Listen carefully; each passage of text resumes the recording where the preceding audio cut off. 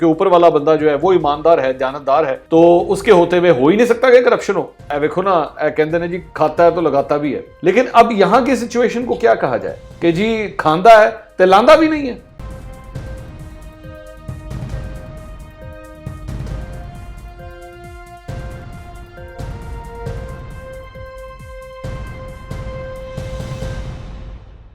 السلام علیکم ناظرین, میں ہوں منصور علی خان. اپنے یوٹیوب چینل کے اوپر آپ کو خوش آمدید کہوں گا. سب سے پہلے آپ سے درخواست کے چینل کو سبسکرائب کرنا مت بھولیے گا اور بیل آئیکن ضرور پریس کیجیے گا. ناظرین, آج کا جو ویلاگ ہے اس کا تعلق کرپشن سے ہے. میں جانتا ہوں میں پچھلے تقریباً ایک ہفتے سے 3 یا 4 ویلاگ جو ہے وہ میں کرپشن کے حوالے سے ہی کر چکا ہوں. لیکن اب میں کیا کروں, جب ظاہری بات ہے ایک اور رپورٹ آتی ہے, ایک اور خبر آتی ہے اس سلسلے میں, تو بات کرنی پڑتی ہے. ظاہری بات ہے اس کے اوپر بات کرتے ہوئے عجیب اس وجہ سے بھی لگتا ہے کہ یہ ایک ایسی چیز تھی جس کے اوپر میرے کپتان نے 2018 کا الیکشن جیتا تھا کہ جناب ہم آئیں گے اور کرپشن جو ہے وہ یوں ختم ہو جائے گی, اور اس کے بعد آپ دیکھیے گا کیونکہ اوپر والا بندہ جو ہے وہ ایماندار ہے, دیانتدار ہے, تو اس کے ہوتے ہوئے ہو ہی نہیں سکتا کہ کرپشن ہو. لیکن پھر ہوتا کیا ہے کہ ٹرانسپیرنسی انٹرنیشنل کی رپورٹ آتی ہے اور وہ پاکستان کے حوالے سے موجودہ صورتحال میں, موجودہ سیٹ اپ کے اندر سارا کچا چٹا کھول کے رکھ دیتی ہے. وہ بتا دیتی ہے کہ جناب نون لیگ کے دور سے اس دور میں کرپشن اور زیادہ بڑھ گئی ہے. اچھا, یہ لوگ اکثر نون لیگ والوں کو یہ کہا کرتے تھے کہ جناب ویکھو نا, کہتے ہیں جی کھاتا ہے تو لگاتا بھی ہے. اب یہاں پہ صورتحال یہ وہ کہتے تھے یہ نون لیگ والے دیکھیں آپ یہ کس قسم کے لوگ ہیں, یہ اس بات کو ایکسیپٹ کر لیتے ہیں اور وہ کہتے ہیں ہاں جی ٹھیک ہے وہ کرپشن کر رہا ہے لیکن کم سے کم لگا تو رہا ہے نا. تو یہ کس قسم کی ذہنیت کے لوگ ہیں. چلیں بالکل ٹھیک ہے, آپ کا رائٹ ہے, آپ ان لوگوں کو تنقید کا نشانہ بنائیں اور کرپشن کو پن پوائنٹ بھی کریں. لیکن اب یہاں کی سچویشن کو کیا کہا جائے کہ جی کھاندا ہے تے لاندا بھی نہیں ہے. یہاں پہ تو یہ صورتحال پھر کہا جائے, کیونکہ ظاہری بات ہے رپورٹس جو بتا رہی ہیں وہ تو یہی ہے. ٹرانسپیرنسی انٹرنیشنل تو یہ کہہ رہی ہے کہ جناب کرپشن اور بڑھ گئی ہے, لیکن اب لگا کیوں نہیں رہے, یہ بھی تو نظر آئے نا.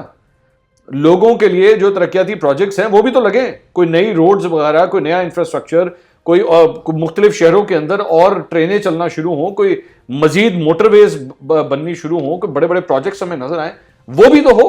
آخر وہ کدھر ہے, سب سے بڑی بات یہ. اس کے بعد جہاں پہ کرپشن کی بات, ابھی ٹرانسپیرنسی انٹرنیشنل کے اوپر ہم لوگ ڈسکشنز ابھی کر ہی رہے تھے کہ ایک اور خبر آئی ہے, اور وہ خبر آئی ہے دنیا نیوز پیپر کے اندر. حسن رضا بڑے ایک کریڈیبل اور بڑے ایک اچھے جرنلسٹ ہیں, میرے دوست بھی ہیں, اور انہوں نے یہ خبر دی ہے کہ جناب پنجاب میں سرکاری محکموں میں کرپشن 45% تک بڑھ گئی ہے. اب آپ ذرا اندازہ لگائیے, 45%. مطلب جو چیز جس کے اوپر پہلے جو ہے وہ تقریباً آپ 100 روپے آپ دیتے تھے اگر رشوت دیتے تھے کاموں کے لیے, تو اب وہاں پہ آپ کو 145 روپے دینے پڑ رہے ہیں. یہ صورتحال ہے. اب میں جو خبر ہے, کیونکہ ظاہری بات ہے یہ ان کا کریڈٹ تو ان کو جاتا ہے اس خبر کا, انہوں نے اپنی اس خبر کے اندر یہ کہا ہے کہ 2 سالوں میں پنجاب کے سرکاری محکموں میں کرپشن کم ہونے کے بجائے مزید بڑھ گئی ہے.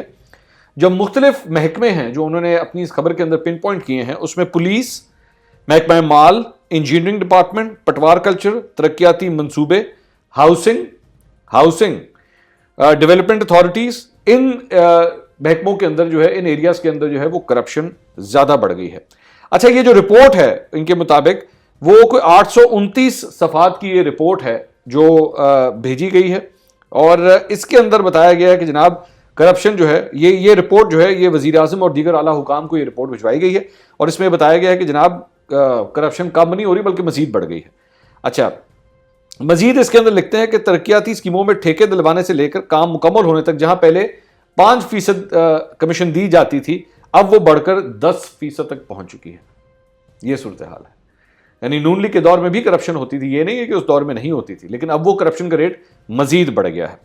اچھا, اس کے بعد اب یہ آگے کون سی جو گیم ہوتی ہے, ایکسین, ایس ڈی او اور دیگر افسر بھی جو ہے وہ اس کام میں مبینہ طور پر ملوث ہیں.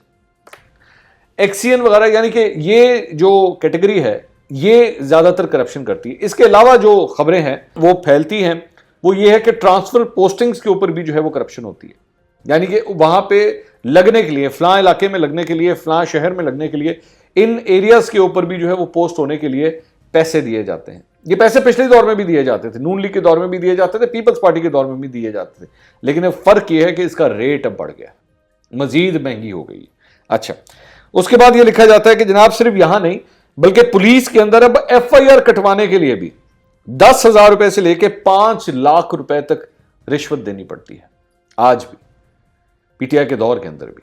अब ये वही पाकिस्तान तहरीक इंसाफ है जो सबसे पहले कहती थी कि तहरीक इंसाफ, और इंसाफ एक आम शहरी को अगर चाहिए तो उसके लिए जरूरी है कि उसका पुलिस से जब रब्ता होता है तो वहां पे इंसाफ उसके डोर स्टेप के ऊपर उसको मिले। यहां पे एक आम शहरी को अब FIR कटाने के लिए, और मैं जानता हूं ये शायद जो शहर हैं, बड़े बड़े शहर हैं, शायद उसमें तो फिर भी निस्बतन कम होगा वहां पे भी होगा, लेकिन निस्बतन कम होगा, लेकिन देही इलाकों के अंदर वहां पे अगर आपने FIR कटानी है तो उसके लिए क्या क्या जतन करने पड़ते हैं। इलाके के MNA को, इलाके के MPA को बीच में मुलव्वस करना पड़ता है, तब कहीं जाके आपकी FIR कटती है। आज भी वो कल्चर, थाना कल्चर उसी तरह ही वहां पे मौजूद है। उसके बाद इसमें एक बड़ी इंटरेस्टिंग चीज लिखी हुई है कि लाहौर, रावलपिंडी, फैसलाबाद, मुल्तान, गुजरांवाला के अजला में बाज असिस्टेंट कमिश्नर्स की जानिब से बड़े बड़े खाने के ढाबों और चाय कॉफी की दुकानों को रात गए तक खुले रखने की इजाजत दे रखी गई, जिसके एवज लाखों रुपए हासिल किए गए।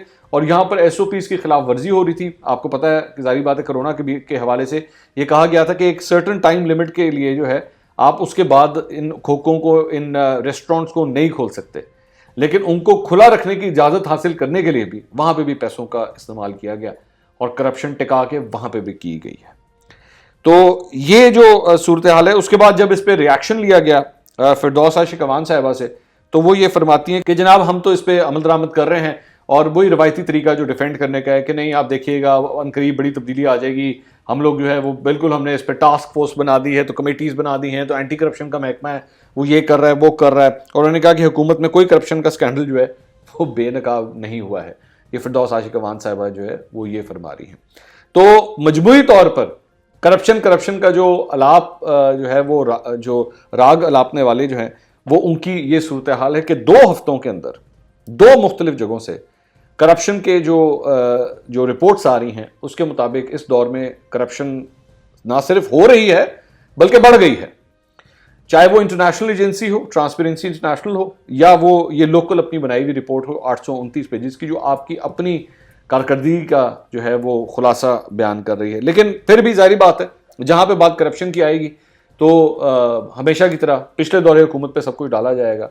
मैं अभी से आपको बता देता हूँ क्या क्या बहाने बनाए जाएंगे। देखें जनाब, 70 साल का एक सिस्टम है, वो इतनी जल्दी तो तब्दील नहीं हो सकता, वक्त चाहिए इसके लिए। अच्छा, ये जो वक्त मांगने वाली ये जो प्ली है ना, ये पहले 3 महीने में भी थी कि जी 3 महीने, अभी तो सिर्फ 3 महीने हुए हैं, आप 3 महीने के बाद देखिएगा, फिर 6 महीने हुई, आप 6 महीने के बाद देखिएगा, फिर साल हुई कि जी साल के बाद देखिएगा, 2.5 साल ये इसी तरह वक्त मांगते मांगते मांगते मांगते गुजार दिए गए। और अब अगले 2.5 साल का इंतजार कीजिए। और मैं आगे चल के आपको फिर बता देता हूं कि जो अगला इलेक्शन होगा उससे पहले क्या कहा जाएगा कि 5 साल बहुत थोड़े होते हैं। खैर वो तो अभी से कहा जा रहा है कि 5 साल बहुत थोड़े होते हैं, 10 साल कम से कम चाहिए, 10 साल कम से कम चाहिए। और फिर आप देखिएगा ये इसी तरह ही अपने अपने किए के ऊपर किस तरह मिट्टी डाली जाएगी कि जनाब हमें तो अभी वक्त ही नहीं मिला, हम तो भी काम कर रहे हैं, हमें तो मजीद वक्त चाहिए, आप हमें मजीद वक्त दें और उसके बाद आप हमारी फुर्तियां देखें, हम किस तरह आपको काम करके दिखाते हैं। तो ये सूरत हाल थी। अगले वीलॉग में आपसे दोबारा मुलाकात होगी। अल्लाह हाफ़िज़।